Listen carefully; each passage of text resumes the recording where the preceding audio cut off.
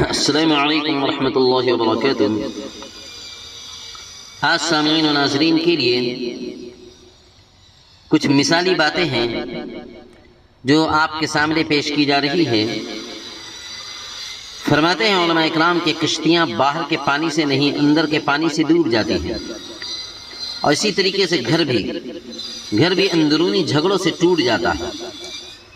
لوگ آج اچھا پڑھنے اور اچھا لکھنے والے کو قابل انسان سمجھتے ہیں، جبکہ حقیقت میں قابل وہ ہے جو اچھا سوچے اور اچھا بولے۔ انسان کو اس کے حالات نہیں خیالات پریشان کرتے ہیں۔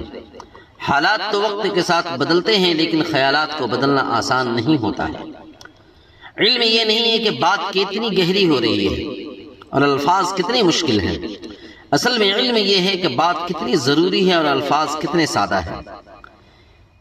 اس معاشرے میں عورت کا مرتبہ اور مقام کیسے بلند ہو سکتا ہے جہاں مردوں کی لڑائیاں میں گالیاں ماں بہن کی دی جاتی ہیں، اور بدتمیزی تو ہر انسان کر سکتا ہے مگر کسی کو تربیت روک لیتی ہے۔ اسی لیے انسان کو اچھی تربیت کا حامل ہونا چاہیے۔